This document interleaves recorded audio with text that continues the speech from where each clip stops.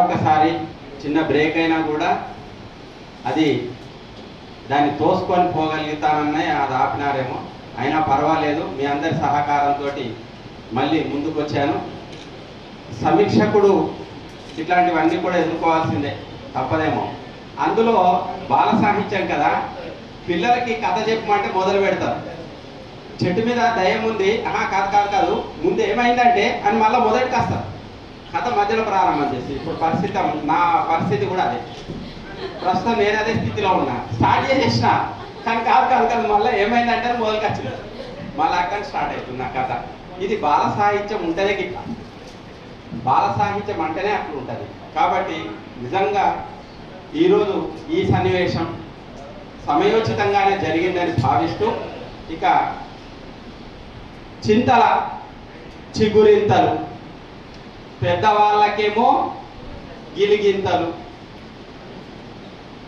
పెద్దవాళ్లకు గిలిగింతలు, చింతల చిగురింతలు, ఇక పిల్లలకు పులకరింతలు.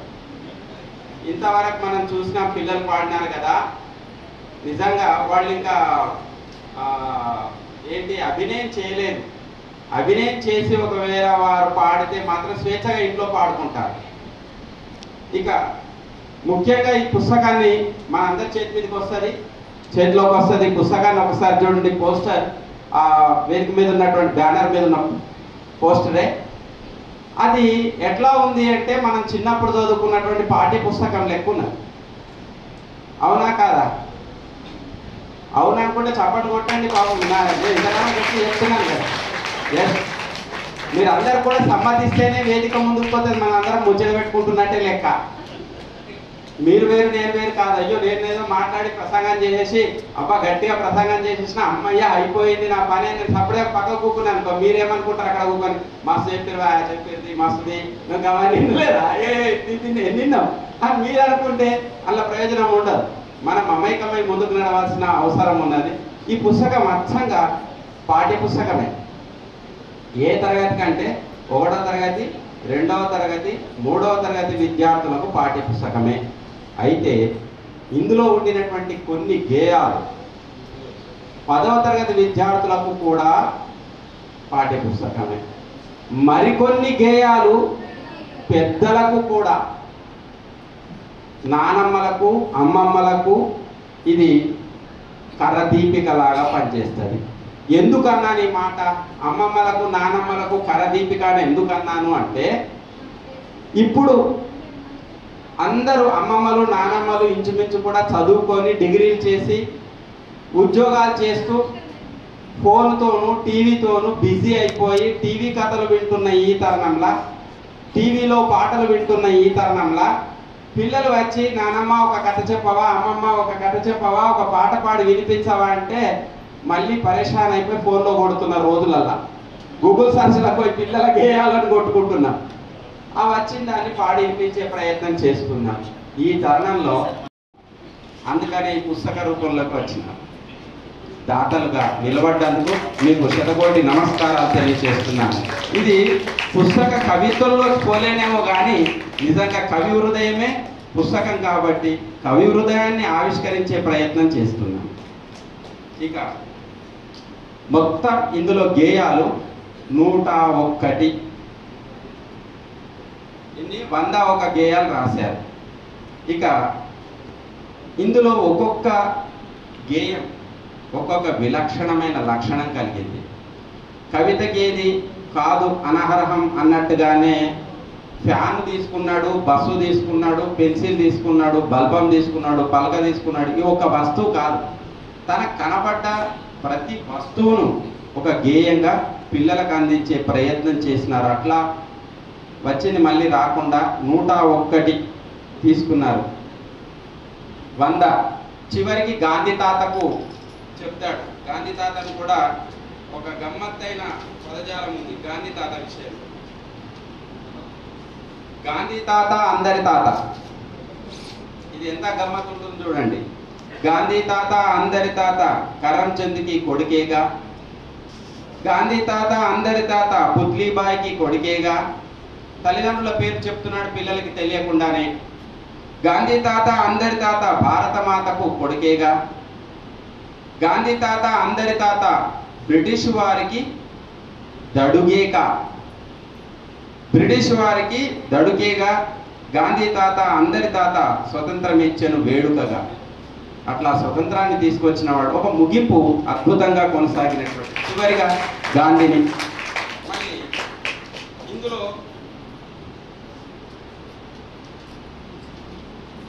ఈ ముందు మాటలోనే శతకం అన్నారు, అంటే 100 పద్యాలతో వచ్చింది అని, 100 గేయాలు. ఇది సంపూర్ణంగా బాలగేయంగానే చెప్పుకోవచ్చు. బాలగేయ పుస్తకాల్లో సేనాపతుల వారి నుంచి ఒకటి వచ్చింది నిజామాబాద్లో. తర్వాత ఇంత విస్తృతంగా వచ్చింది మాత్రం నా ఎరుకలో లేదు. చాలా విస్తృతంగా వచ్చినటువంటి పుస్తకంగా నేను భావిస్తూ, ఇందులో ప్రధానంగా ఎవ్వరు చదువుతారో ఈ పుస్తకాన్ని వారు ఖచ్చితంగా బాల్యంలోకి వెళ్ళిపోతారు. అనిపిస్తుంది, అరే మానసిక శాస్త్రవేత్తలు, మానసిక తత్వం తెలిసినటువంటి వాళ్ళు కొద్దిగా ఆలోచన చేయండి. ఆ చిన్న బాల్యంలో ఒకరికి ఇవ్వడం అనేటువంటి ఒక స్వభావాన్ని కవి నేర్పిస్తున్నాడు. పిల్లలు ఎవరికి ఇయ్యరు, ఏదైనా తమ తీసుకుంటారు.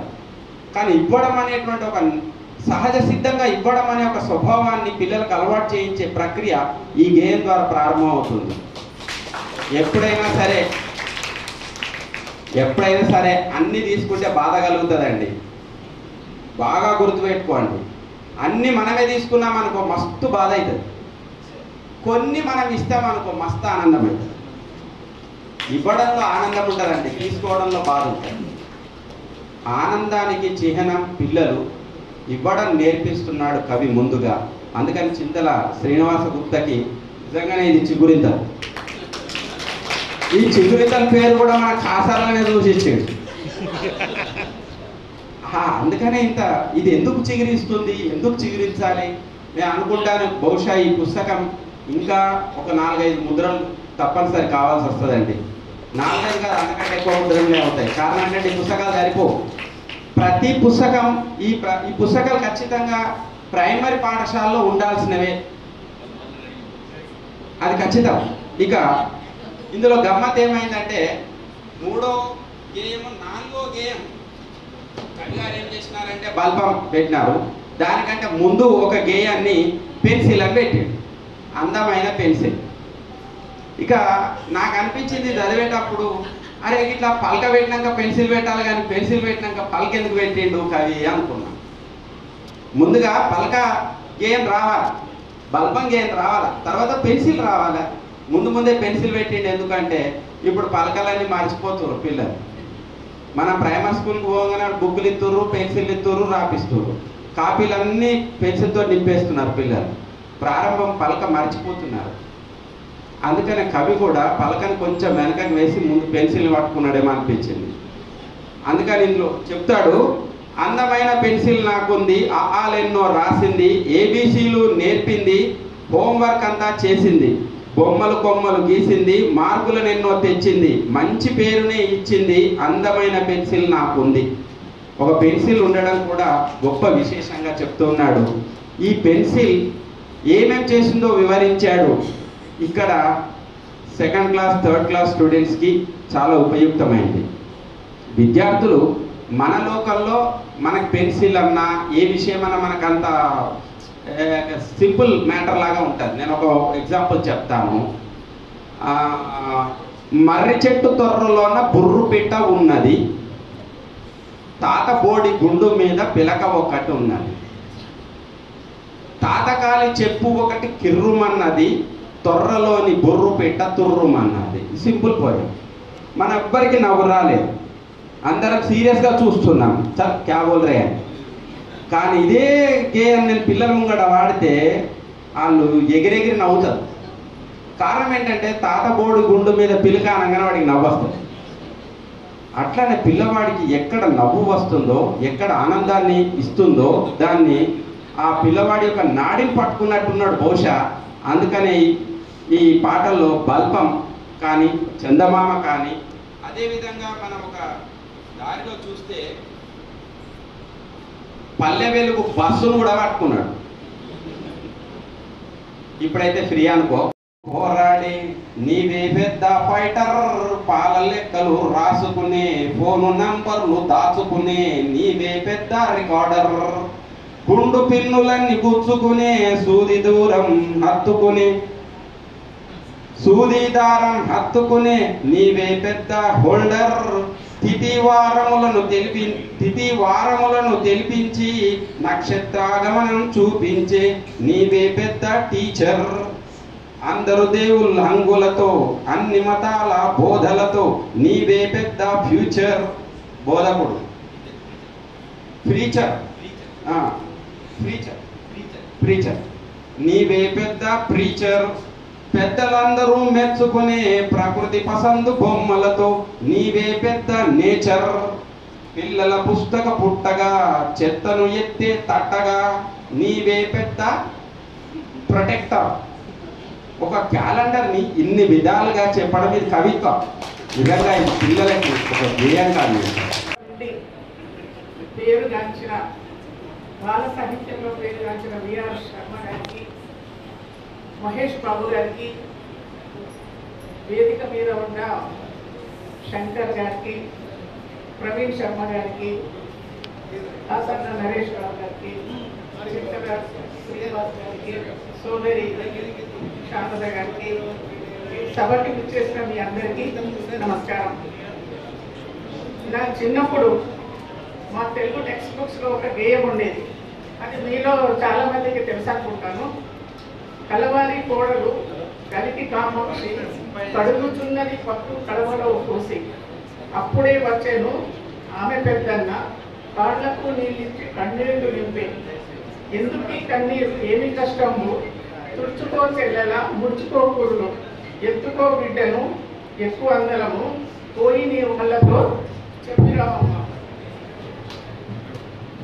మీద కూర్చున్న అత్త, మా అన్నలు వచ్చారు మమ్మంపుతారా, నేనెరుగా నీ మామని అడుగు, పట్టె మంచం మీద పడుకున్న మామ, మా అన్నలు వచ్చారు మమ్మంపుతారా, నేనెరుగా నీ బావని అడుగు, భారతం చదివేటి బావక్కడు బావ, మా అన్నలు వచ్చారు మమ్మంపుతారా, నేనెరుగా నీ అక్కని అడుగు, వంట చేసే తల్లి ఒక్కగారు, మా అన్నలు వచ్చారు మమ్మంపుతారా, నేనెరుగా నీ భర్తను అడుగు, రచ్చలో వెలిగేటి రాజేంద్ర భోగి, మా అన్నలు వచ్చారు మమ్మంపుతారా, పెట్టుకో సొమ్ములు కట్టుకో చీర, పోయిరా సుఖంగా పుట్టినింటికి.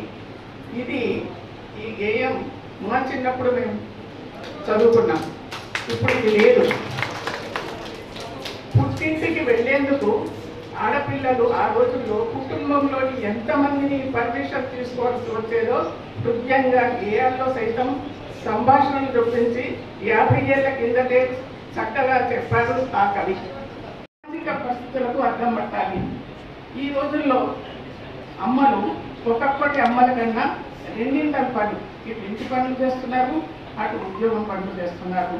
అందుకే తన సహాయం కవితలో చింతల శ్రీనివాస్ గారు అంటారు, సైకిల్ తోడు నేర్చుకొని అమ్మకు సాయం చేస్తాను, మోటార్ సైకిల్ నేర్చుకొని నాన్నకు సాయం చేస్తాను, కారు నడపడం నేర్చుకొని భార్యకు సాయం చేస్తాను అంటారు.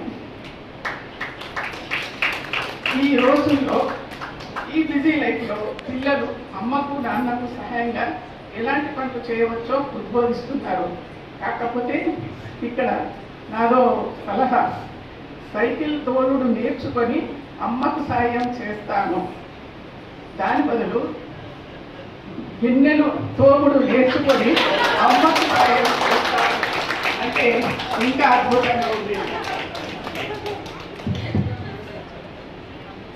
కేవలం చదువు చెప్పే గురువే కాదు, పిల్లలకి ఎంతమంది గురువులు ఉన్నా వాళ్ళు ఎంత గొప్పవాళ్ళు, అలసి పదాలు ఎంతో గొప్పగా చెప్పారు ఆయన. వినండి, తప్పొప్పులను నేర్పు తల్లి నా గురువు అంటారు, మంచి నడక నేర్పు నాన్న నా గురువు, విద్యలన్నీ నేర్పు దైవమే నా గురువు, సఖ్యతని నేర్పేటి సమయమే గురువు, సంపదలనిచ్చేటి సంఘమే గురువు, ఆ సంఘానికే నేను సరి అయిన గురువు అంటారు. మరీ చిన్న పిల్లలకి పెద్ద పెద్ద పనులు అప్పగిస్తే వాళ్ళు తమ అశక్తతని ఎలా ప్రకటిస్తారో నిజానికి వారికి ఆసక్తి ఎందులో ఉంటుందో చెప్తూ శ్రీనివాస్ గారు ఏమంటున్నారో వినండి. పచ్చి మట్టి తెచ్చి పుట్ట కట్టాలేను, పరకలల్లుకొచ్చి గూడు కట్టాలేను, పుల్లలేరుకొచ్చి ఇల్లు కట్టాలేను, రాళ్ళు మోసుకొచ్చి బ్రిడ్జి కట్టాలేను, పుష్టిగా పోచేసి బజ్జుంటానేను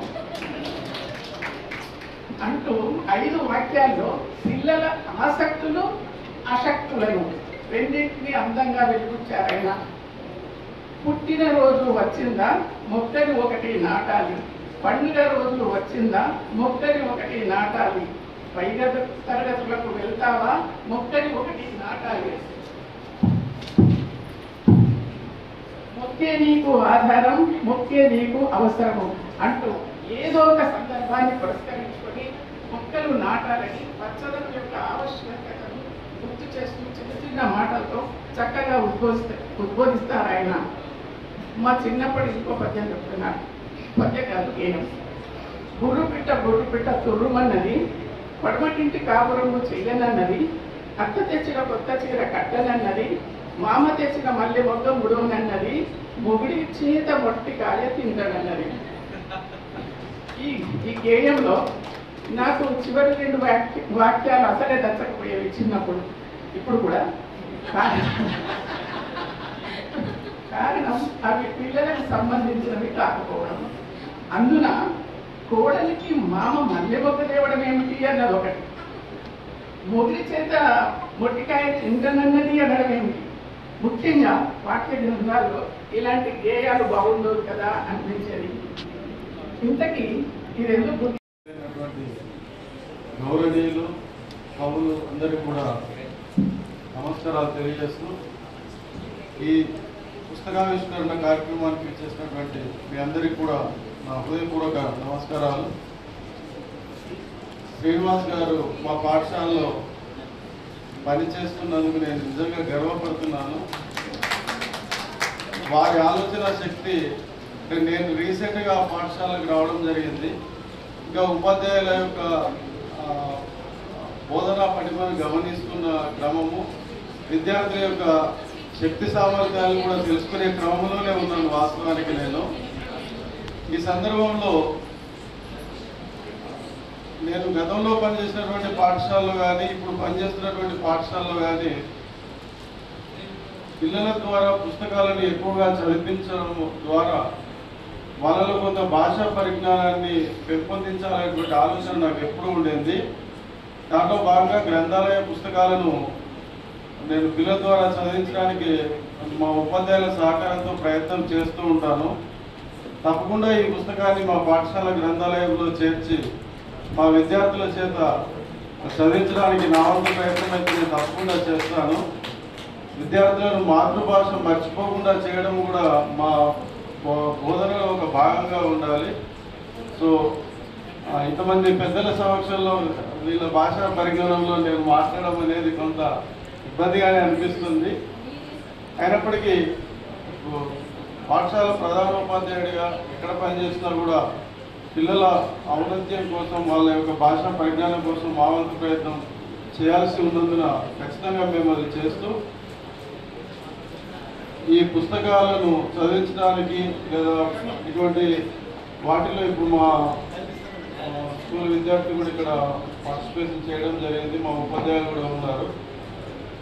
సో ఇటువంటి కార్యక్రమాలను మా పిల్లలకు కూడా పరిచయం చేయడానికి భవిష్యత్తులో నేను కూడా మా పాఠశాలలో ఇటువంటి కార్యక్రమాన్ని చేయడానికి కూడా పెద్దలని పాఠశాలకు ఆహ్వానించడానికి కూడా ప్రయత్నం చేస్తానని తెలియజేసుకుంటూ, మరి శ్రీనివాస్ గారు మరిన్ని మంచి బాల సాహిత్యం కానీ ఇతర సాహిత్య పుస్తకాలను రచించాలని కోరుకుంటూ ఈ సమావేశానికి నన్ను ఆహ్వానించినందుకు ధన్యవాదాలు తెలియజేస్తున్నాను. Thank you.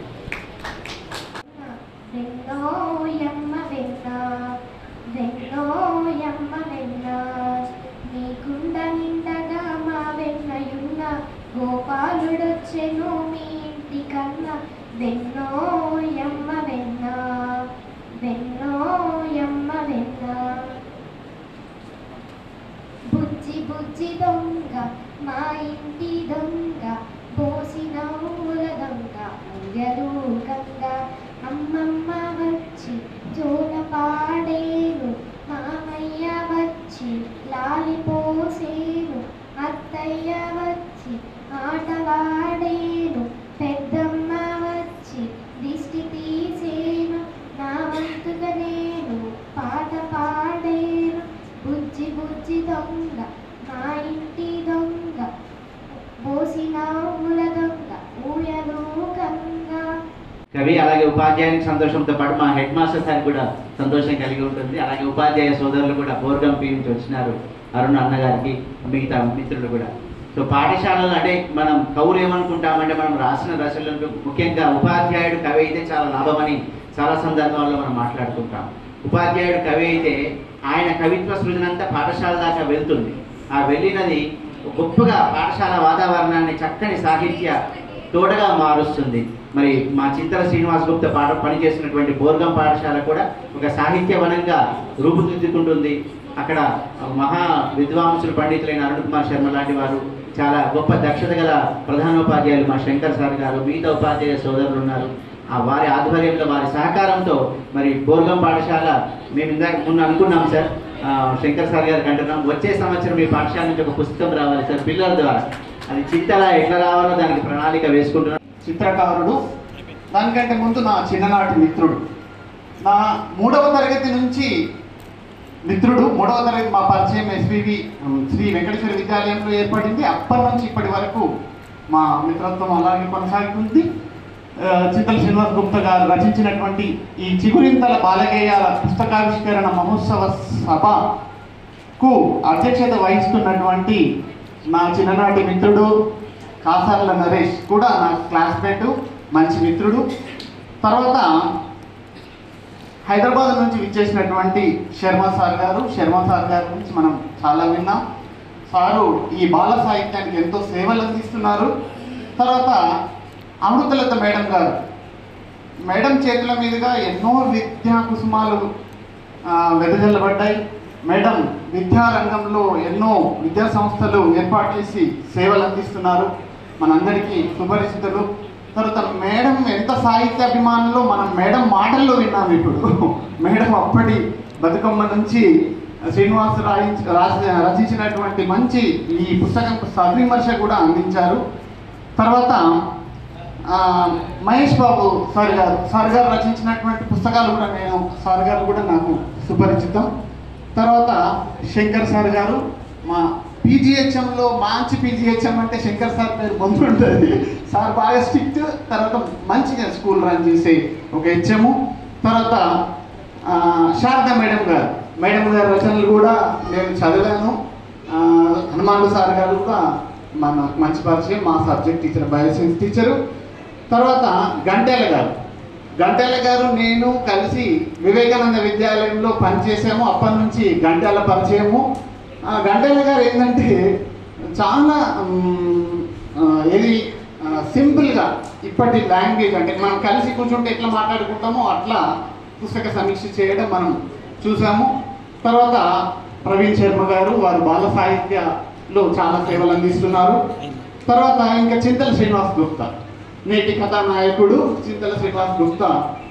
తర్వాత ఈ చింతల శ్రీనివాస్ గుప్తా గారితో నాకు పరిచయం మొట్టమొదటి 1980-81లో ఎస్వి శ్రీ వెంకటేశ్వర విద్యాలయం, చంద్రశేఖర్ సార్ గారు అక్కడ ఉన్నారు, మా గురువులు. అక్కడ 80లో ఏర్పడింది. ఆ తర్వాత వెంకటేశ్వర విద్యాలయంలో 7th క్లాస్, తర్వాత ఎస్ఎన్విపి శ్రీ నూతన వైశ్య పాఠశాల. ఇలా కొనసాగుతుంది మా స్నేహ బంధం. ఈ స్నేహ బంధంలో వేరే వాళ్ళు వచ్చి చేరారే తప్ప మా బంధం ఇప్పటికీ విడిపోలేదు. ఇలానే కొనసాగిస్తాం. తర్వాత చింతల గారి కుటుంబ విషయానికి వస్తే, చింతల గారి తండ్రి గారు శ్రీ రాములు గారు మాకు మాణిక్యంలో గురువు, మంచి మనిషి. తర్వాత తల్లి గారు గంగామణి గారు. ఇక్కడ యాదృచ్ఛికం ఏంటంటే చింతల వారి నానమ్మ పేరు చంద్రమ్మే, మా నాన్నమ్మ పేరు చంద్రమ్మే. చింతల వారి అమ్మ పేరు గంగామణి, మా అమ్మ పేరు గంగామణి. అలా యాదృచ్ఛికంగా మాకు కలిసింది స్నేహం. ఓకేనా? తర్వాత ఇక వాళ్ళ అమ్మగారి గురించి ఒక 2 విషయాలు మనం ఇక్కడ మాట్లాడుకోవాలా. మేము చిన్నప్పటి నుంచి వాళ్ళు భగవాన్ గల్లీలో ఉండేవాళ్ళు, వాళ్ళ ఇంటి దగ్గరే మా ఇల్లు ఉండేది. తరచుగా నేను వెళ్తూ ఉండేవాడిని. ఆ తల్లిగారు బిడ్డ అనే మాట తప్ప వేరేది మాట్లాడకపోతుంది. ఆ తల్లిగారి చేతుల మీద చేతి వంట ఎన్నోసార్లు మేము రుచి చూసిన ఆ రోజులు గుర్తొస్తున్నాయి. బిడ్డ వడ్డించుకో, కొసరి వడ్డించడం, ఆ రోజులు నిజంగా చాలా మధురానుభూతులని చెప్పుకోవచ్చు. తర్వాత ఇలా కొనసాగుతుంది. ఆ వడ్డింపులు అనేవి ఇప్పుడు తర్వాత బహుశా నేను వాడు అనొచ్చో లేదో కాసర్లో వాడు, ఎందుకంటే నాకు చిన్ననాథుడి మిత్రుడు. ఎందుకంటే తర్వాత వాడి శ్రీమతి కొనసాగిస్తుంది. ఇప్పుడు అన్నయ్య వడ్డించుకోండి, అన్నయ్య తినండి, అలా కొనసాగిస్తుంది. అది మా బంధం కొనసాగుతుంది. తర్వాత ఇంకా చింతల గారి అన్నగారు నారాయణ గారు, చెల్లెలు లక్ష్మి గారు అందరూ మాకు ఆ కుటుంబంతో చాలా సాన్నిహిత్యం ఉంది. మేము కూడా కుటుంబ సభ్యుల్లాగే వెళ్తున్నాం. నా పేరు సృజన. నేను జెడ్పీహెచ్ఎస్ బోర్డు టీలో చదువుతాను. పాలోయమ్మ పాలు, పాలోయమ్మ పాలు, నీ కడుపు నింపేను మా గేదె పాలు, ఆరోగ్యమిచ్చేను మా గోగు పాలు, పాలోయమ్మ పాలు, పాలోయమ్మ పాలు. పెరుగు పెరుగు పెరుగోయమ్మ పెరుగు, పెరుగోయమ్మ పెరుగు, పెరుగన్నము తిన్న కడుపు చల్లగా, పెరుగుతో పెరిగేను ఎముక బలంగా, పెరుగోయమ్మ పెరుగు, పెరుగోయమ్మ పెరుగు. మీద ఉన్నటువంటి మహానుభావులకి, అలాగే కింద ఉన్నటువంటి ప్రేక్షకుల్లో ఉన్న మహానుభావులకి, మా మిత్రులందరికీ కూడా ఈ కార్యక్రమంలో స్వాగతం, శుభాకాంక్షలు పలుకుతూ, ముఖ్యంగా అసలు విద్యార్థులే ముందు అంతా మాట్లాడారు, ఏం మాట్లాడుతున్నాను. కాబట్టి శిష్యులు అన్న తర్వాత ఇప్పుడు రామ్మోహన్ అంటున్నాడు, ధర్మేంద్రుడు ఉన్నాడు, అలాగే చాలామంది చంద్రశేఖర్ చాలామంది ఉన్నారు. కాకపోతే ఏంటంటే ఈరోజు ఈ కార్యక్రమానికి పొద్దున్నే ఫోన్ చేశాడు శ్రీనివాస్, సార్ మీరు రావాలా, ఆశీస్సులు అందించాలని. నేను అనుకుంటున్నాను నువ్వు పిలవటం కాదు, పిలవకపోయినా వచ్చిండేవాడిని. ఎందుకంటే బాబు గారు ఆల్రెడీ చెప్పారు నాకు, నైట్ బాబు గారు తప్పకుండా వచ్చేవాడిని. చింతల గంగాదాస్ అండి, చింతల శ్రీనివాస్ గుప్తా, చింతలేని శ్రీనివాస్. చింత అంటూ ఏముండదు, ఎందుకంటే స్కూల్లో చదివినప్పటి నుంచి ఒబీడియంట్ బాయ్, అద్భుతమైనటువంటి శక్తి కలిగిన మనిషి. ఎటువంటి పరిస్థితుల్లో కూడా తొణకడు బెణగడు, కానీ అంత ఎత్తుకు ఎదిగినా ఇప్పటికి కూడా అదే పద్ధతి, అదే వినయం, అదే విధేయత. బండి మీద ఎదురొచ్చిన బండి ఆపి కాళ్ళకు నమస్కారం పెడతాడు. కాబట్టి ఒక గురువుకు ఇస్తున్నటువంటి ఆ రెస్పెక్ట్ అనేటువంటిది నేను శ్రీనివాస్తో చూస్తున్నాను. ముఖ్యంగా ఒక విషయం నాకు గుర్తొస్తున్నది, 2010లో నేను రిటైర్ అయిన సమయంలో ఒక అద్భుతమైనటువంటి సన్మాన పత్రం రాశాడు. ఇప్పటికీ నాకు గుర్తు అనమాట. ఆ సన్మాన పత్రము ఇప్పటికీ ఇట్లా ఎప్పుడు ఎదురు కనబడుతూ ఉంటుంది. అద్భుతమైనటువంటి వాక్యాలు అప్పుడే ఉపయోగించాడు 14 సంవత్సరాల క్రితం. కాబట్టి శ్రీనివాస్ అనేటువంటి పదంలోనే అద్భుతమైన ప్రతిభ ఉంది. ఇటువంటి పుస్తకాలు మరెన్నో రాయాలని చెప్పేసి, అటువంటి పుస్తకాలు రాయడానికి వారికి అన్ని రకాలుగా, ఎందుకంటే వాళ్ళ కుటుంబం బాగా తెలుసు నాకు. వాళ్ళ నాన్నగారు పరిచయమే, వాళ్ళ అన్నగారు పరిచయమే, వాళ్ళ శ్రీమతి కూడా పరిచయమే, మా ఇంటి దగ్గర ఉండేవారు. కాబట్టి ఇవన్నీ చూసిన తర్వాత ఒక మంచి కుటుంబం నుంచి మంచి మనిషి వచ్చాడు. నేను ఎప్పుడు మా కాసర్ల గారు నా శిష్యుడు అని చెప్పుకుంటుంటాను. నేను ఎక్కడ పోయినా, ఏ సభకు పోయినా కూడా ఆయన గురించి చెప్తూ ఉంటాను. కానీ చాలామంది అనేవాళ్ళు సాహితీ రంగంలో మొదటి తరం అంతా అయిపోతున్నది, మరి 4వ తరం ఎప్పుడు వస్తుందని. ఇప్పుడు 2వ తరం నుంచి వీళ్ళంతా వస్తున్నారు, వీళ్ళతో పాటు 3వ తరం 4వ తరం కూడా వెంబడి వస్తుంది. ఎందుకంటే ఇటువంటి ఉపాధ్యాయులు ఉండటం వల్ల ఖచ్చితమైనటువంటి సమత కూడా ఎక్కడ కూర్చున్నది చూడలేదు, రైట్. కాబట్టి వీళ్ళందరూ ముందుకు తీసుకెళ్తారు విద్యార్థుల్ని. ఇటువంటి ఉపాధ్యాయులని మనలాంటి ప్రధాన ఉపాధ్యాయులు ముందుకు నడిపించాలని చెప్పేసి కోరుకుంటూ, మరి లేదు ఇంకా ఆపలేదు. చివరికి వచ్చేప్పటికి 2 నిమిషాలు కూడా కష్టం అవుద్ది. మన చింతా శ్రీనివాస్ ఇంతకుముందు అన్ని చెప్పేశాడు మా శేఖర్.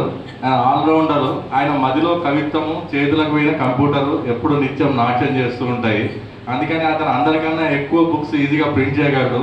వచన కవిత్వం బాగా రాస్తాడు, పద్య కవిత్వం బాగా రాస్తాడు. ఆల్రెడీ ఒక శతకం రాశాడు, ఇంకో జీవిత చరిత్ర రాస్తున్నాడు, ఇప్పుడు బాల గేయాలకు వచ్చాడు. ఇలా అనేక రకాల ప్రక్రియలు. నిజంగా ఒక తెలుగు పండితుడు అంటే అతనికి కంప్యూటర్ మీద పట్టు అది చాలా విశేషించి చెప్పుకోవాల్సిన విద్య. మెకానిజం తెలుసు, అన్నీ తెలుసు. Technical knowledge and literary knowledge రెండు కలగలిసిన ఒక అపురూపమైన మిత్రుడు, మాకు చాలా ఆత్మీయుడు. ఇందాక శేఖర్ చెప్పిన గ్రూప్లో నేను కూడా ఉన్నాను. సో ఇలాంటి కవిత్వాలు రకరకాల ప్రక్రియల్లో త్వరలోనే చాలా పుస్తకాలు తీసుకొస్తారని ఆశిస్తూ అతనికి అభినందనలు తెలియజేసుకుంటున్నాను.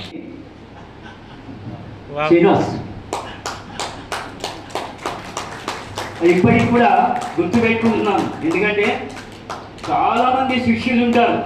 అందులో కొంతమంది ప్రియ శిష్యులు ఉంటారు, కొంతమంది అత్యంత ఆప్తులు ఉంటారనమాట. కాబట్టి ఎప్పుడు కూడా మనం అటువంటి వారిని గుర్తుపెట్టుకుని ఉద్యోగం ఎట్లున్నాడు యంగ్ డైనమిక్ బాబు రామ్మోహన్ నీ సంగతి నాకు బాగా తెలుసు. కాబట్టి ఎవరైనా సరే అక్కడ మన నరసింహ ఉన్నాడు అనుకుంటారు, సరిగ్గా గుర్తు రావట్లేదు. సరే, ఏది ఏమైనప్పటికీ కూడా మనకు గురువుకు ఒకటే సంతోషం ఉంటుంది. ముఖ్యంగా ఏంటది అంటే శిష్యుడు పైకి ఎదగడం, శిష్యుడు పైకి రావాలి, ఎవరెస్ట్ శిఖరం అంత ఎత్తు ఎదగాలని చెప్పేసి ప్రతి గురువు కోరుకుంటాడు. కానీ మా శిష్యులందరూ ఎవరెస్ట్ శిఖరం కూడా ఎక్కేశారు ఆల్రెడీ. కాబట్టి వీరు ఇంకా ముందుకు వెళ్ళాలని చెప్పేసి మరి ఇటువంటి అవకాశం అంటే గురువుకి ఇటువంటి అవకాశం రావటం చాలా సంతోషకరంగా ఉంది. మరిన్ని కార్యక్రమాల్లో పాల్గొని మరిన్ని కార్యక్రమాల్లో పాల్గొనడానికి అవకాశం ఇస్తారని ఆశిస్తూ అయిపోయింది సార్.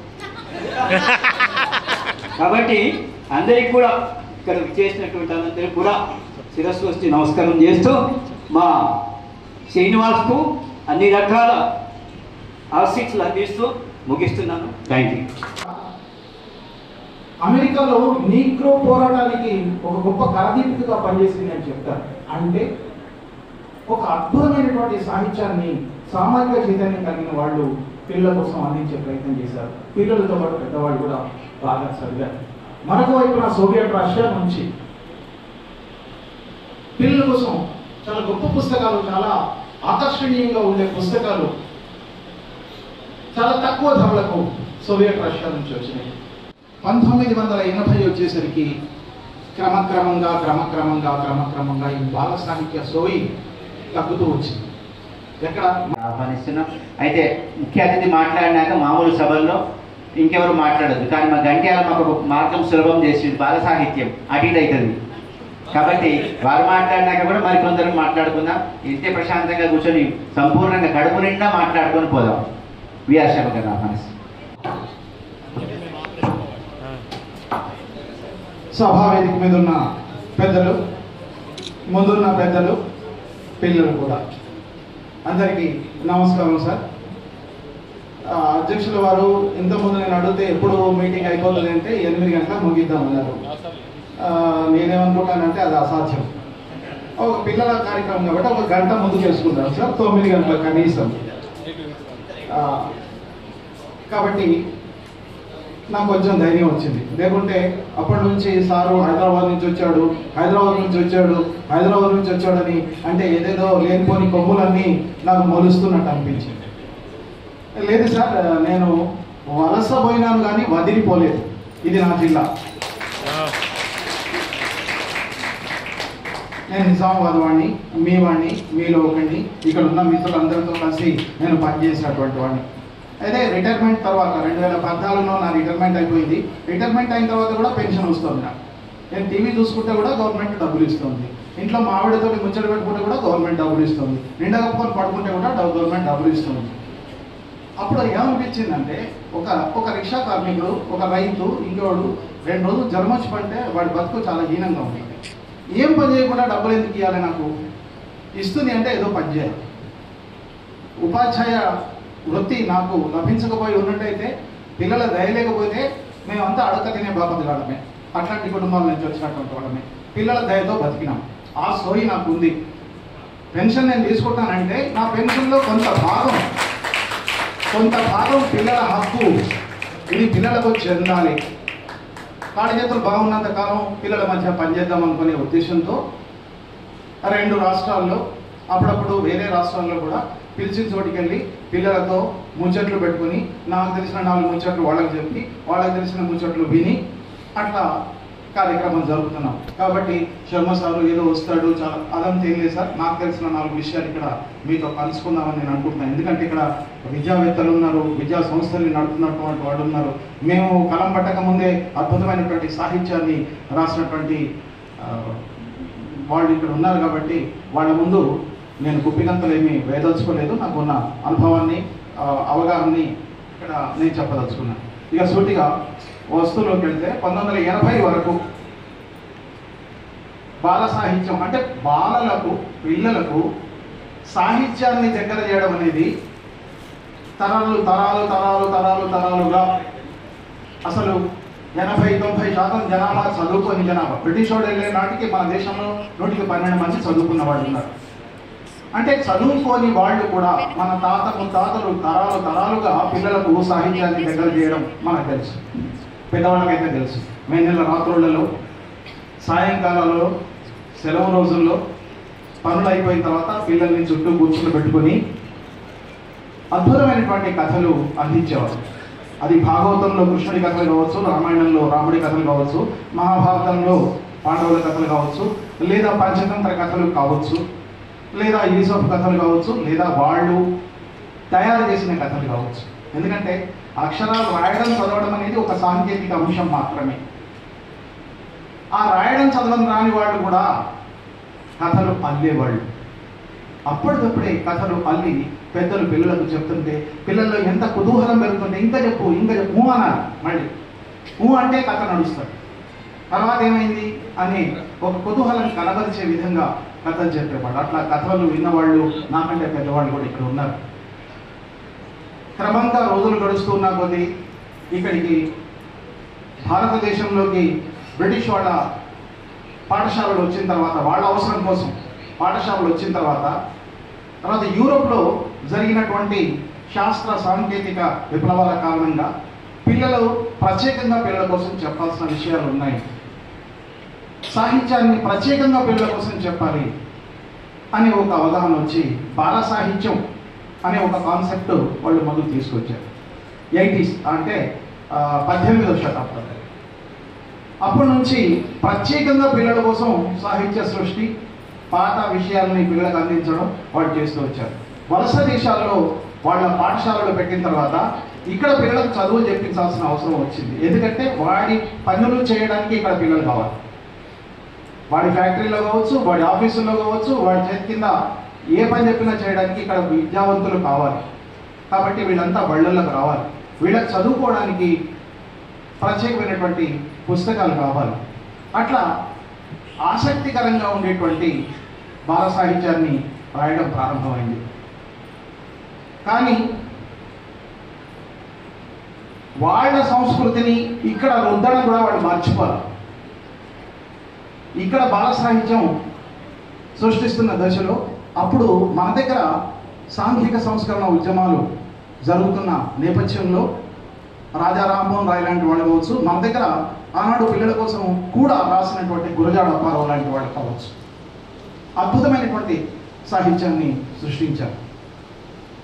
అక్కడి నుంచి మొదలై గిడుగు, తర్వాత చింతా దీక్షితులు, ఇక చాలామంది వచ్చారు. తర్వాత చందమామ పత్రిక వచ్చింది. చందమామ ఆనాడు పిల్లల పత్రిక అయినా పిల్లలు పెద్దలు ఇంటిళ్ళ పాదిని కలిపిన పత్రిక. ఇది పిల్లల పత్రికనే అనే అవగాహన ఆ రోజు లేదు. పేరుకు పిల్లల పత్రిక, కానీ పిల్లలు ఎంత ఆసక్తిగా చదివారో పెద్దవాళ్ళు అంత ఆసక్తిగా చదివారు. ఈనాటి హ్యారీ పోటర్ లాంటి తలదన్ని కథలు ఆ రోజు దాసరి సుబ్రహ్మణ్యం గారు రాసినటువంటి కథలు, ఆ రోజు రాకాసులోయ లాంటి కథలు, తోకసుక్క లాంటి కథలు ఆ రోజు సీరియల్స్గా వచ్చినాయి. అద్భుతాలతో కూడుకున్నటువంటి కథలు. చందమామ తర్వాత బాలమిత్ర తర్వాత చాలా పుస్తకాలు వచ్చినాయి. ఆనాడు కొడవటి గంటి కుటుంబారావు లాంటి వాళ్ళు, చక్రపాణి లాంటి వాళ్ళు, నండూరు రామ్మోహన్ రావు లాంటి వాళ్ళు ఒకళ్ళు కాదు, అద్భుతమైనటువంటి సాహిత్యంలో ఆరితేరిన వాళ్ళంతా పిల్లల కోసం పనిచేశారు. అద్భుతమైనటువంటి సాహిత్యాన్ని పిల్లల కోసం తెచ్చారు 80ల వరకు. విదేశీ సాహిత్యాన్ని అంటే పాశ్చాత్య సాహిత్యంలో అద్భుతమైనటువంటి ఒక సామాజిక మార్పును కోరినటువంటి సాహసాలను సృష్టించడం ఇది. మరి ఆవిష్కర్తగా మనకు డాక్టర్ అమృత మేడం గారు విచ్చేసినారు. కొంచెం శ్రీనివాస్ గారు మనం ఏమంటుంటామంటే అమృతం అనేది అద్భుతమైనటువంటి భావనగా మనకు తెలుసు. ఈ అమృతమైనటువంటి సాహిత్యం అంతా కూడా మరి మనందరికీ చేరాలి అంటే అమృత మేడం గారి కంటే మించిన ఎవరుంటారు మనకి? బంగారు మనసు, అలాగే అమృత హృదయం, అమృతమైనటువంటి హస్తముల చేతిగా ఈరోజు బాల సాహిత్య వేదిక నుంచి తొలి పుస్తకంగా వస్తున్నటువంటి చిగురింతలు పుస్తకానికి స్వాగతం తెలియజేసుకుంటూ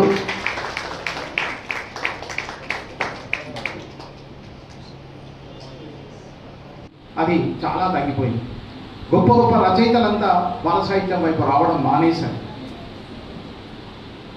అట్లా వస్తూ ఉన్న క్రమంలో తెలంగాణ వచ్చింది. ఊరికే కొన్ని కొండ గుర్తులు నేను చెప్పదలుచుకున్నాను. తెలంగాణ వచ్చింది. తెలంగాణ వచ్చే వరకు బాల సాహిత్యంలో కృషి చేసిన ఒక్క తెలంగాణ బాల సాహిత్యవేత్త పేరు కూడా చరిత్రలో నమోదు కాలేదు. బాల సాహిత్య మూర్తులు పేరు మీద వేసిన ప్రతి పుస్తకంలో కూడా అద్భుతమైనటువంటి బాల సాహిత్య సేవ చేసినటువంటి వాళ్ళ పేర్లు ఉన్నాయి. ఓకే, కానీ తెలంగాణ నుంచి ఒక్క పేరు కూడా లేదు. మరి తెలంగాణలో ఆనాటికి బాల సాహిత్యం రాసిన వాళ్ళు లేరా? 1959లోనే వానకారు పుస్తకం వచ్చింది మన నిజామాబాద్ జిల్లా నుంచి. ఒకసారి చప్పట్లు కొడితే బాగుంటుంది. ఎందుకంటే తొలి బాల గేయ కావ్యం తెలంగాణ వాళ్ళు రాసినటువంటి తొలి బాల గేయ కావ్యం తెలంగాణకు సంబంధించి వానకారు వచ్చింది. బెంగళూరు వాస్తవ్యులైనటువంటి తెగుళ్ళ వెంకటేశ్వర శర్మ గారు రాశారు. అంతేకాదు పిల్లవాడు ఒక హరిజన విద్యార్థి చదువుకోవడానికి పడ్డ స్ట్రగుల్, జగ్గని ఇద్దె పేరు మీద నిజామాబాద్ జిల్లాకు సంబంధించిన భాషలో లోకమాల్ హరి బీబీపేట నుంచి రాశారు నిజామాబాద్ వారు. అసలు నిజామాబాద్ జిల్లా అసలు తెలంగాణలో ఇంతింతమంది కేవలం మన జిల్లాలోనే ఇట్లా కనబడుతూ ఉంటే తెలంగాణలో లేరని ఎట్లా అనుకుంటారు?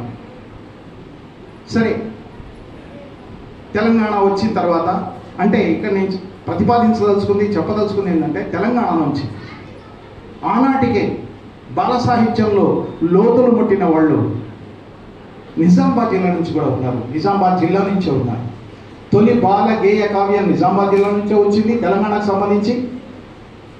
తొలి బాల నవలిక నిజామాబాద్ జిల్లా నుంచే వచ్చింది, నిజామాబాద్ వాళ్ళతోనే. తెలంగాణ ఏర్పడిన తర్వాత అప్పటి వరకు లేనటువంటి ఒక స్తబ్దతని బద్దలు కొట్టేటువంటి పరిస్థితి కూడా నిజామాబాద్ నుంచే ప్రారంభమైంది.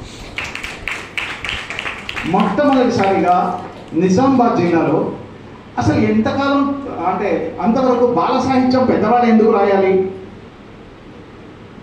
మేము చూసిన బాల్యం ఇప్పుడు లేదు కదా. మేము ఎడ్ల బండ్ల మీద తిరిగినాము, బర్రెల మీద ఎక్కినాము, ఏదో చింతగిద్దతో ఆడుకున్నాం. మా బాల్యం ఇప్పుడు లేదు. పక్క ఊర్లో ఏం జరిగిందంటే మాకు తెలియాలంటే 10 రోజులు పట్టేది. మా ఇంట్లో శుభమో అశుభమో జరిగిందంటే కారట్ తెచ్చుకోవాలి, కారట్ రాయాలి, పోస్ట్ ఆఫీస్ పోవాలి, పోస్టులు వేయాలి, అది వాళ్ళు తీసుకెళ్ళాలి, అక్కడికి చేరాలి. 10 రోజుల వరకు ఏం జరగాలో అది జరిగిపోతుంది. అట్లాంటి పరిస్థితుల నుంచి ఇప్పుడు ఇక్కడ కూర్చొని హలో అని ఇట్లా చిటిక కొట్టి అమెరికాలో ఉన్న వాళ్ళతో చూస్తూ మాట్లాడుకునేటువంటి ఒక స్థితి ఈ బాల్యం ముందుంది. మా బాల్యం ఇప్పుడు లేదు. మా పరిస్థితులు ఇప్పుడు లేవు. మా అవగాహనలు ఇప్పుడు లేవు. మా బాల్యంలో ఉన్నంత తీరిక, మా బాల్యంలో ఉన్నన్ని సరదాలు, మా బాల్యంలో ఉన్నంత ఒక శ్రమ విలువ తెలియడం, సంబంధాలు ఏవి లేవు ఇప్పుడు అన్నీ. ఈనాటి బాల్యం అసలు ఈనాడు బాల్యం ఉందా అనేది కూడా డౌటే. పొద్దున 6 గంటలకు లేచి 5:30, 6 గంటలకు వాకింగ్ పోతుంటే హైదరాబాద్లో నేను చూసింది చిన్న పాపలు